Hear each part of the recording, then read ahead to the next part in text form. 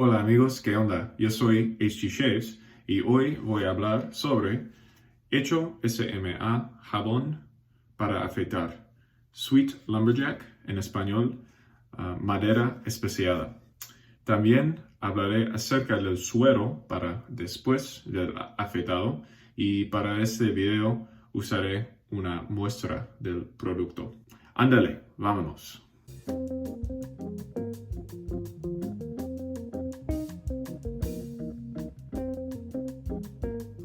Hello everyone, hope you enjoyed that intro, and let's just get into it today, talking about Hecho SMA. SMA stands for San Miguel de Allende, which is kind of a historic, nice city on kind of in the northern part of the country in Mexico. And I just want to take a moment to thank Rob, online buddy of mine, who sent me the soap and the serum to try out. He has some sort of family connection to the people that own this brand, and just want to say thank you very much, Rob. So to talk to you about the soap, again, Sweet Lumberjack, the Spanish translation roughly means spiced wood. To me, it's kind of a light, woody, spicy, sweet scent. It's kind of, I get some wood, I get some spice, I get some sweet. It's not a very strong scent. I would say it's lightly scented off of this container here. And on the back gives you some descriptions here about the soap and how to use it. And we got the ingredients here in green, which I think is kind of cool. Maybe that's standard in Mexico. I'm not totally sure, to be honest. But just want to talk to you about some of the great ingredients that are in this. Shea butter, cocoa butter, rice bran oil, jojoba oil, and then kind of basic soap things like glycerin, coconut oil, sodium lactate, things like that. But it's only maybe 7 or 8 ingredients, but it's got shea butter, kokum, and jojoba oil. So really good ingredients there. And then what a friend of mine pointed out to me looking at this ingredients list is that past that, there are all these scent descriptions, which are likely essential oils that they used for the scent. I'm not positive on this, but I believe there's patchouli, citrus, lavender, pine, kind of lemon, and a couple others that I'm honestly not quite sure what they mean. But anyway, I think this is very cool in that it tells you exactly what essential oils go into the soap. And in terms of the packaging here, it's a very simple kind of box, basically, that unfolds this way, and then inside you have your soap. So it's a relatively firm puck of soap. It's not as firm as some of the, mass-made American hard pucks of soap like Williams or Colgate, but it's pretty close. It's pretty close. I've been making sure to let this dry out in between uses this week. And yeah, so here we go with the soap.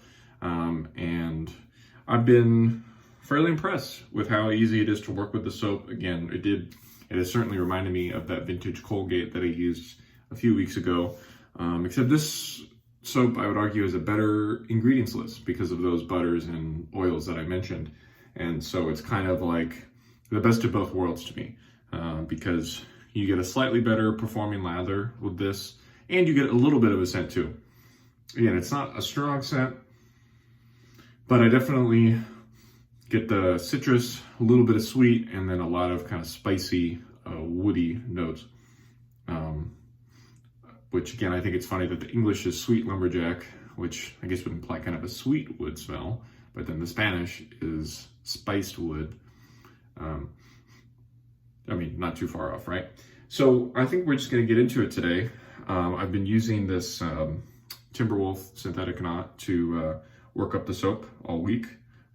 It's been working really well. I've been using this brush this is my 3rd week, I think, using it.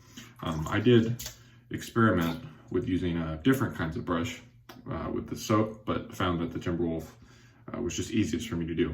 So let me show you how I've been doing this. Again, just hold it in your palm, and then the only thing with the synthetics is that the water starts to kind of pour out. So I'm gonna hold that over the sink here, and then kind of immediately you start to get a sudsy lather. There certainly a lot of suds there. But as you keep working it, keep loading the brush, it does start to turn more into a paste, which is kind of what we're going for here. I started with a little more water in the brush than usual, but I don't think it's going to be a problem. I just think I just need to keep loading here. And yeah, it does get kind of messy in your palm, but you can always rinse that. You just got to make sure you don't drop the soap. You could also take a chunk out of this, push it, press it into a bowl, and you could load out of it like that if you wanted to. I just didn't have an appropriate like cheese grater system to get this shredded down with, so I decided just to keep it as the puck like this. Okay, so I think that's going to be good for us. What I've been doing is I've been letting this dry, as I said, kind of off to the side. I'll rinse it once the shave is done, and then this kind of excess lather, if you want, why not? Throw it up there. And I should say that initially, this definitely feels like a regular soap, like not necessarily a shaving soap, but just like a bar of soap. And as you start to work it up, it becomes a bit more creamy and not quite as just, you know, bar soap texture in the consistency. Another thing I wanted to say about the brand is that they're, you know, kind of a general cosmetic soap company. They don't specialize in shaving products, but they do sell some, like the serum and the soap, and they sell an aftershave tonic.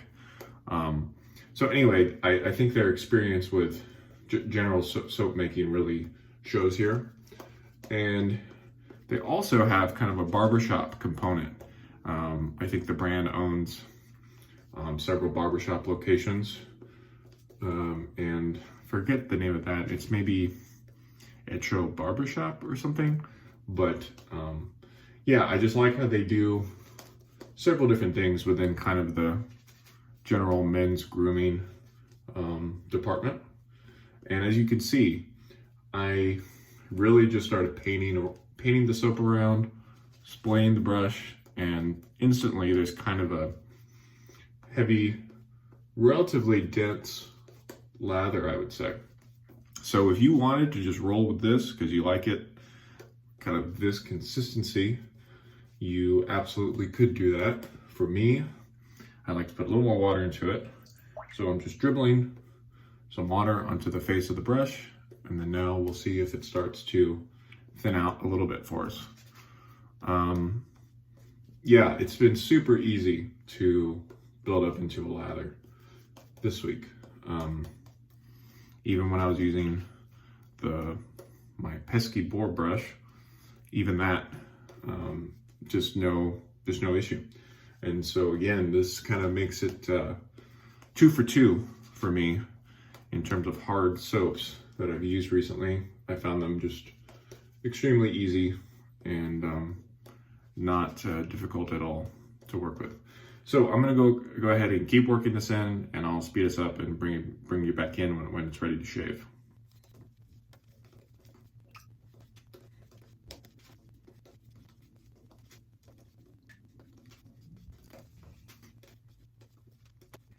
All right, let's get into the shave. I've got my Gem Damaskeene open comb, and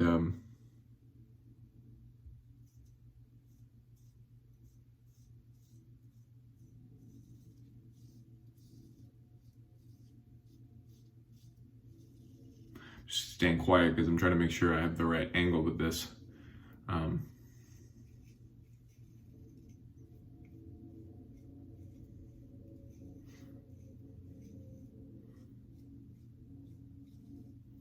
Because this razor is a little bit more mild than the Star, that 1912 that I used last week, or the Clog Proof before that, I find that I have to be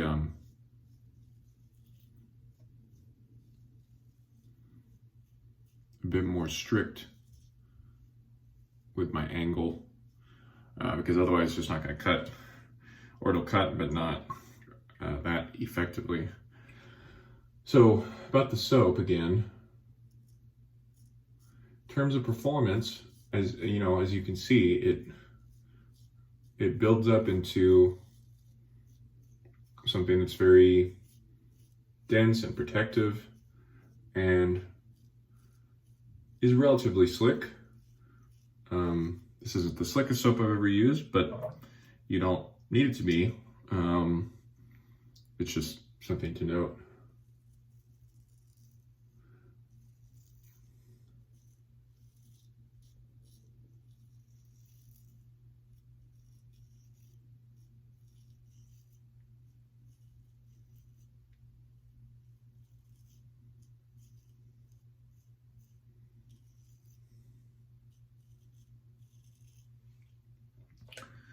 Regarding the price on this, so I did want to mention that this retails for a little over 200 pesos.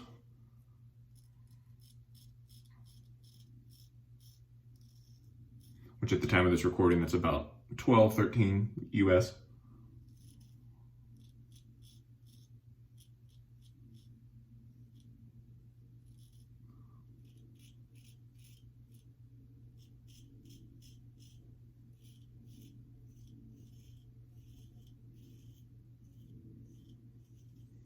Of course, you have the shipping aspect of, you know, how are you going to get it up from Mexico, but I think it's easier than people give it credit for.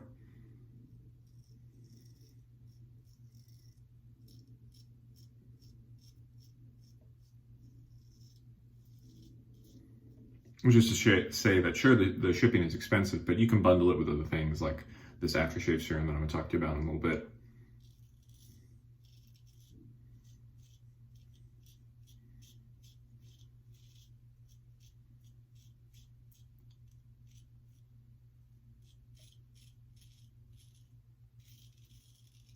And I think most of us who are, you know, hobbyist shavers here in the US,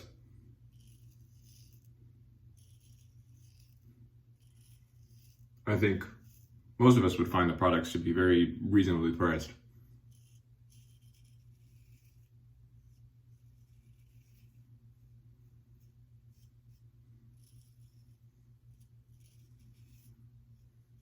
It's not super cheap like some people might expect, but there also really are some good ingredients in this soap, you know. And those ingredients cost money. So first pass done here. One thing about the residual slickness. So if you add a little water, there's a little bit there. It's definitely better than the vintage Colgate, but again, there is just kind of kind of a general feeling of this is, kind of a basic soap feel. So there's a little bit of slickness, but not a ton. That being said, I don't really need that because I'm gonna lather up before I do my second pass, but just something to note. So I'm gonna do my rinse and come back and talk to you in just a sec. Okay, loading up for pass number 2 here. The soap holds up really nicely in the brush in between passes.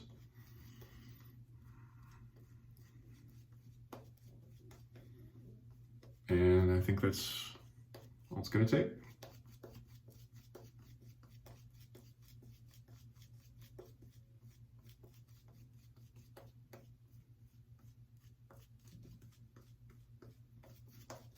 Okay, second and final pass across and against the grain.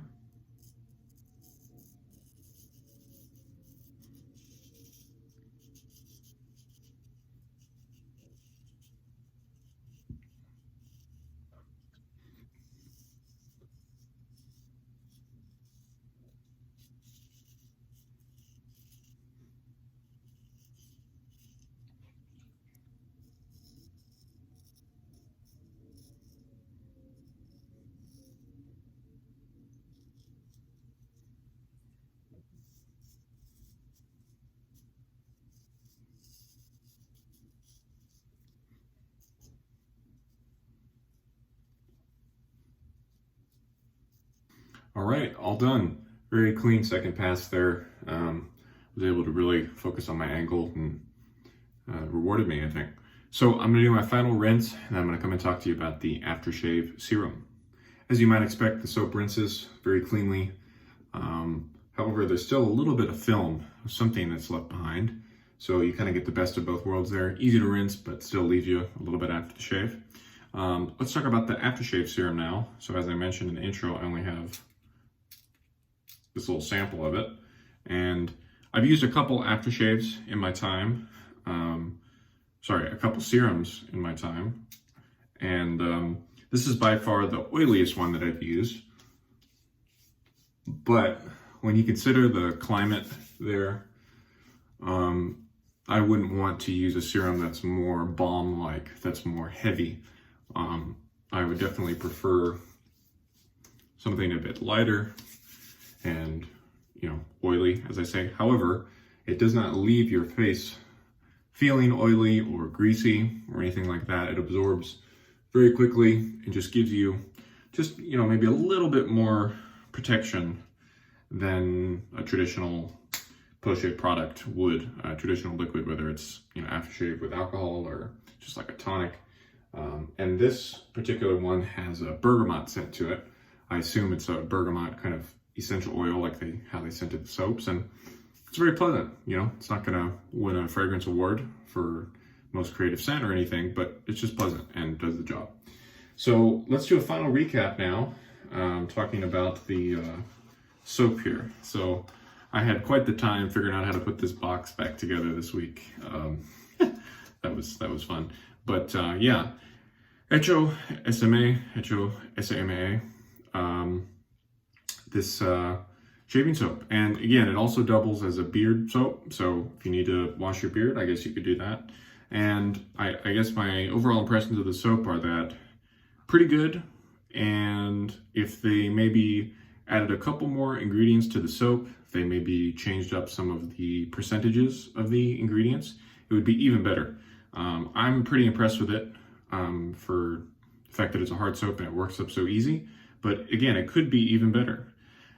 Now, I don't know if that's necessary. I don't think that's their aim here, is to become this big, Mexican wet shaving artisan. They have so many other business ventures. I don't think that's their priority, but you never know. So if it's, one of their people is watching this, I think you're very close to a nice place with this soap, and I was still impressed.